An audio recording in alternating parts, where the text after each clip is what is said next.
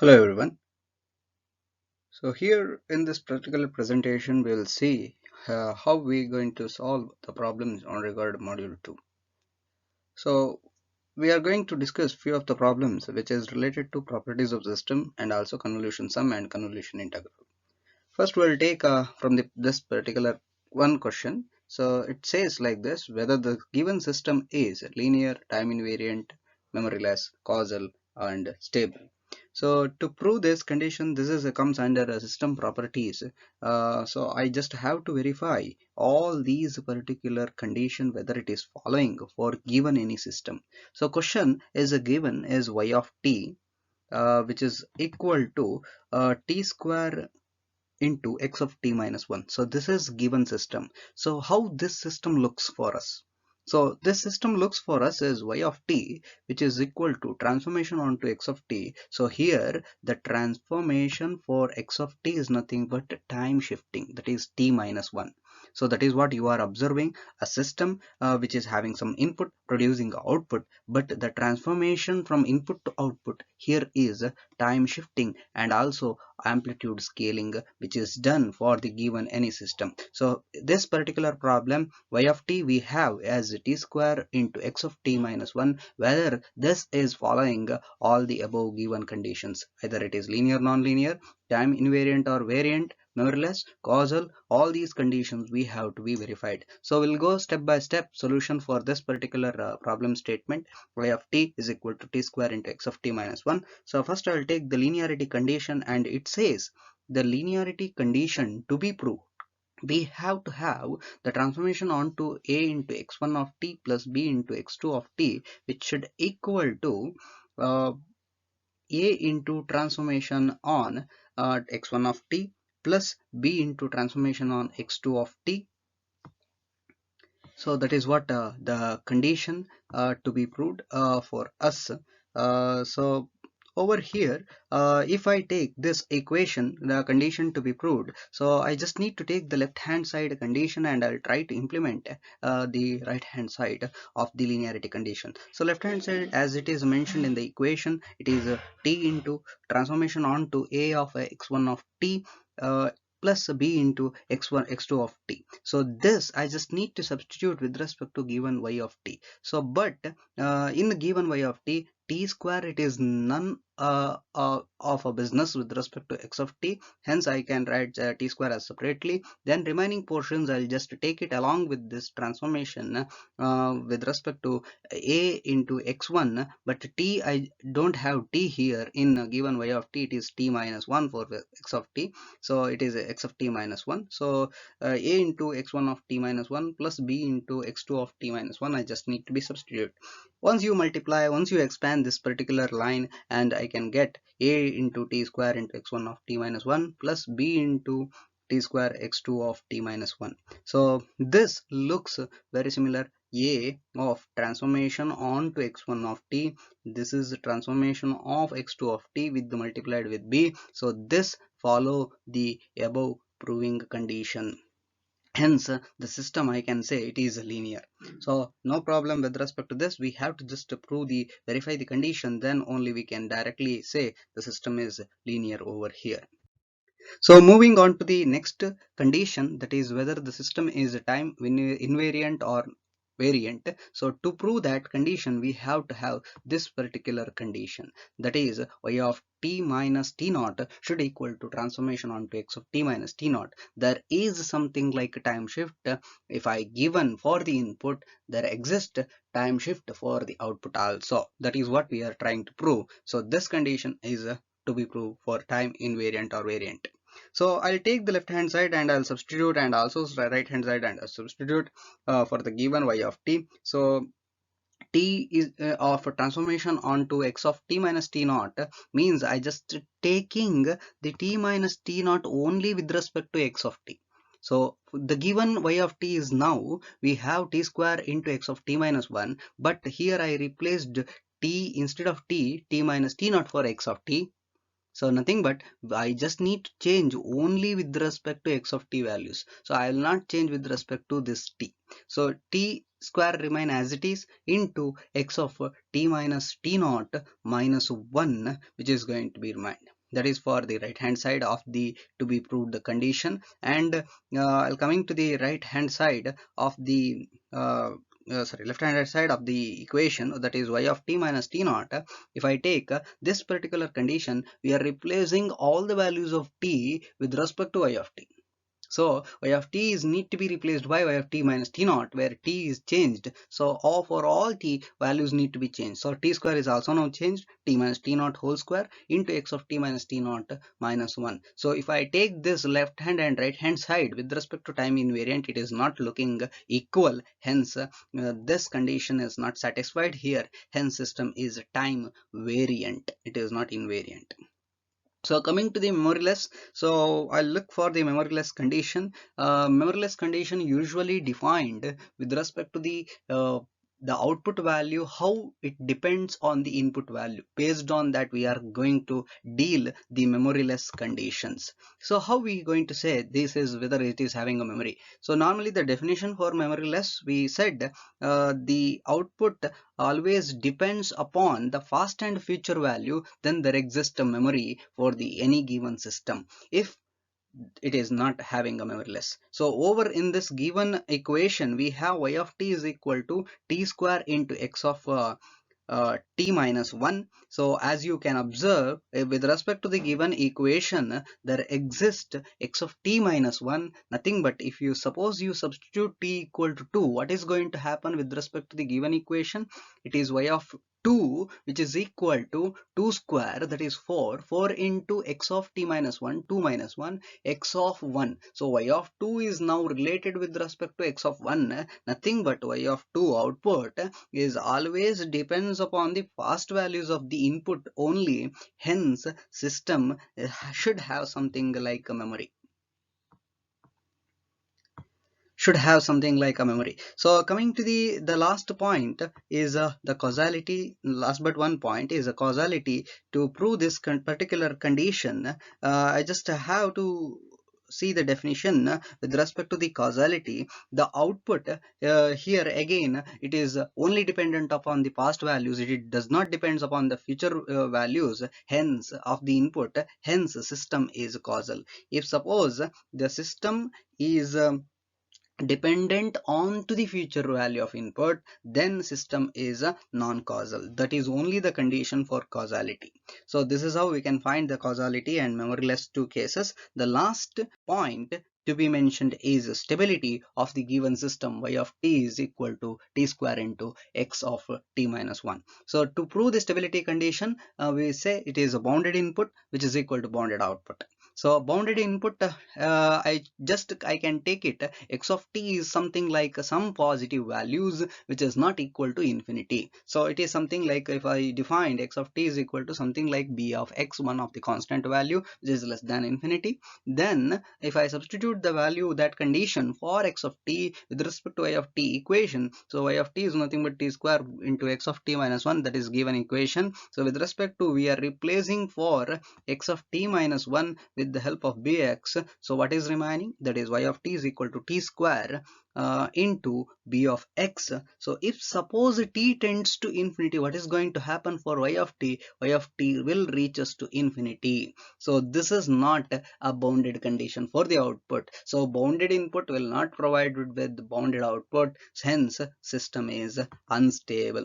So this is how we proved all the condition with respect to the given equation y of t is equal to t square into x of t minus 1. So here the problem is discussed with respect to this is in continuous nature. Let us look for some other problem with the same all other five previous conditions with respect to the continuous time signal. So what is continuous time signal? So one signal is given, the problem statement is given here. So that is y of n is equal to 2 into x of 2 to the power n. This is what the given question. So for this, I can also rewrite in terms of y of n is equal to transformation onto x of n, which is nothing but 2 into x of 2 to the power n. So to prove all the 5 conditions, however it is mentioned in the same problem, previous problem, so I'll just take one by one. First I'll take the linearity condition. With respect to the discrete nature, the to be proved over here is transformation onto a into x1 of n plus b into x2 of n, which is equal to a into transformation onto x1 of n plus b into transformation on x2 of n. This is what I have to prove. So I'll take the left hand side and I'll try to substitute for the left hand side. The given equation is 2 into x of 2 to the power n. So 2 I'll take a constant outside, and a into x1 of 2 to the power n plus b into x2 of 2 to the power n. We are substituting into this value. That's what the given input or given the value y of n, we are substituting into the left hand side of this linearity condition. So after expanding this, a into 2 into x1 of 2 to the power n, b into 2 into x2 of 2 to the power n. So this looks like a into transformation onto x1 of n, b into transformation onto x2 of n. So this follows the linearity condition, hence system is linear.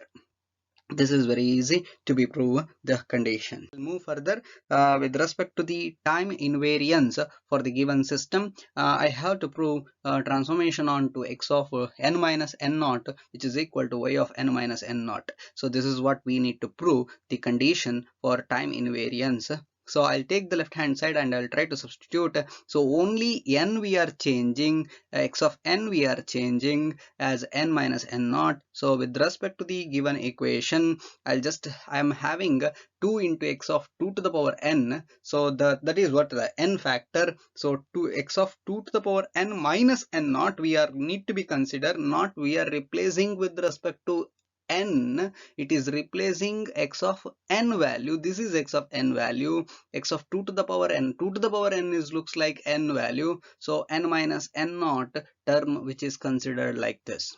So the right hand side with respect to y minus y y of n minus n naught over this condition. So what is the equation? Wherever we have n, we are replacing n minus n naught. So that is what the different condition. So 2 into x of 2 to the power n minus n naught need to be considered. So these two cases are not equal as per the observation. Hence this is not equal. This is not following time invariant condition. Hence the system is time variant. So to prove the other condition is a memory, whether it is having a memory or memoryless. The condition which we are going to substitute, will substitute into the values. Let me substitute y of n equal to some value. I'll take n equal to 3. So into the equation, what is going to happen if n equal to 3? So we will get 2 into x of 2 to the power n. N is 3, so 2 to the power 3, that is 8. So x2 into x of 8. So the present value 3 is dependent on to the future value of the input x of n.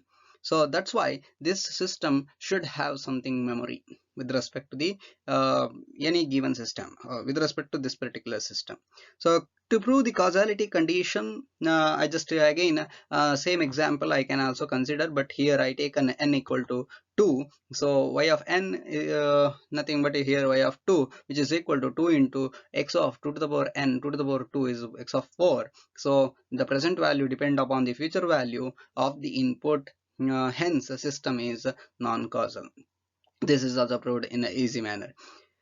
And next to last case is stability. Stability to prove the condition, bounded input should produce bounded output. So x of n is a bounded input here, b of x which is less than infinity. So I'll just take the y of n condition. It is 2 into x of 2 to the power n. If suppose x of n, entire x of n, if it is bounded input, so b of x, 2 into b of x, so I can take it is something like constant as b of I, it is less than infinity. Hence bounded input produce bounded output, hence system is stable. So this is how again I can prove all the system properties with respect to the given y of n over here. So whatever the case, either continuous nature or discrete nature, I just have to prove the system properties in the proper order.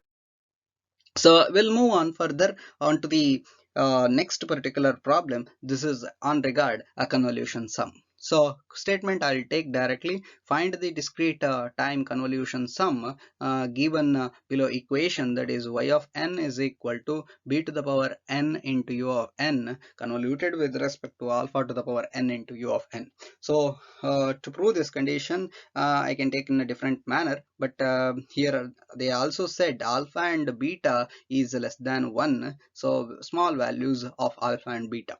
So let me take the convolution with respect to two values. One is x1 of n is equal to beta to the power n into u of n, and x2 of n I will consider it as alpha to the power n into u of n. So therefore y of n is nothing but it is convolution of x1 of n convoluted with x2 of n. So as per the known equation from the convolution sum, I can take the convolution sum equation y of n is equal to summation k equal to minus infinity to infinity x1 of k into x2 of n minus k. This is what the equation, I'll keep it as first equation to be used with respect to the problem. So but I can I'll just have to solve this problem with also with respect to the graph. So graph is very important to be understand how I need to take the different cases under convolution sum. So first let us plot the graph for given x1 of n and x2 of n. That is, x1 of n is nothing but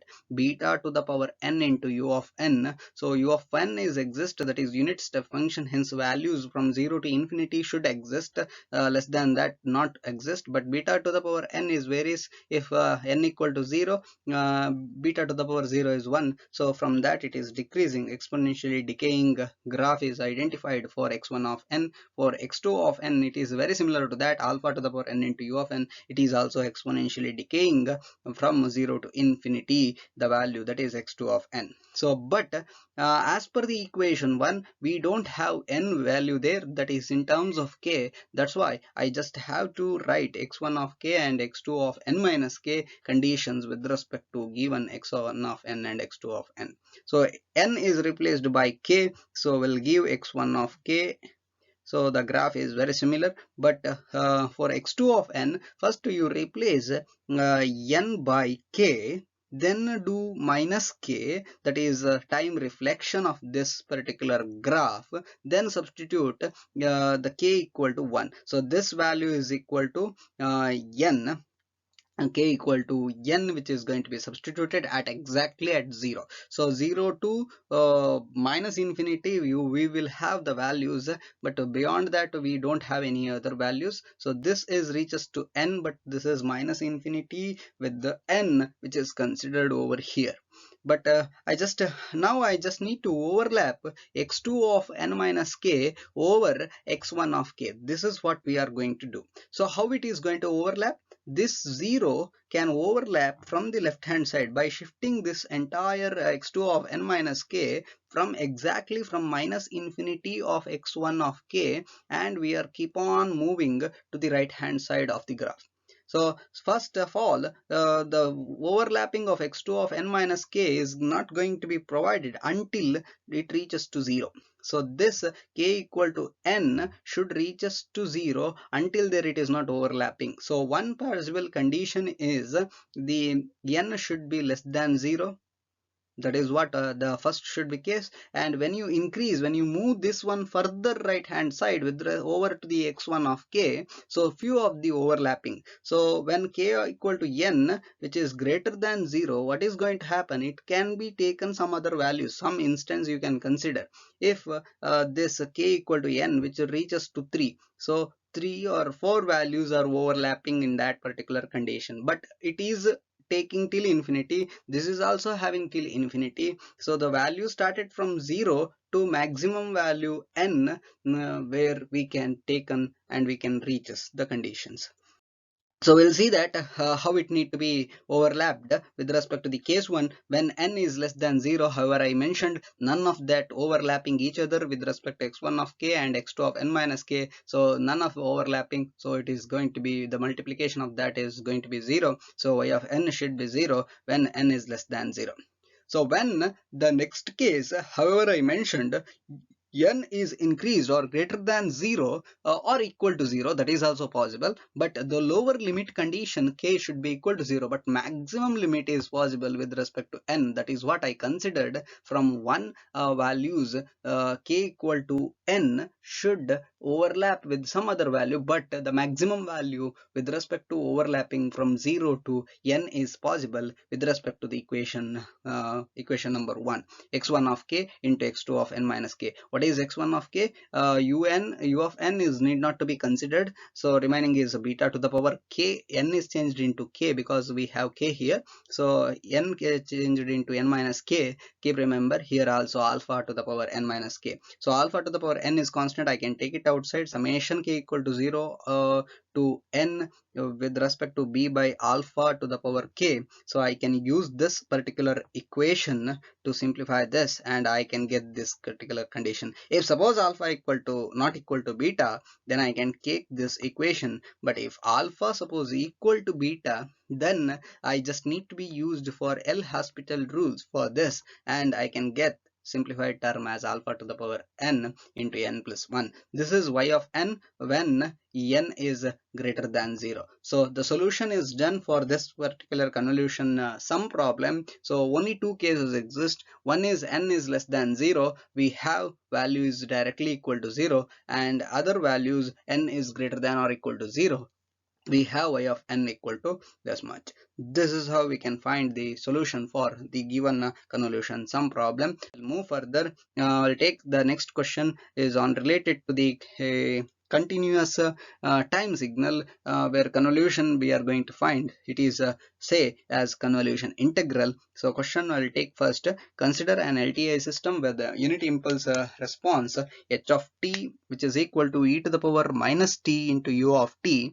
If the input applied to the system is x of t is e to the power minus 3t into u of t minus u of t minus 2, find the output y of t of the system. So we are doing the continuous continuous integral for continuous time signals. So first we have to plot the graph. That is what we did. H of t we are plotting, so we can get this. U of t is nothing but 0 to infinity exists, but e to the power minus t is exponentially decaying graph.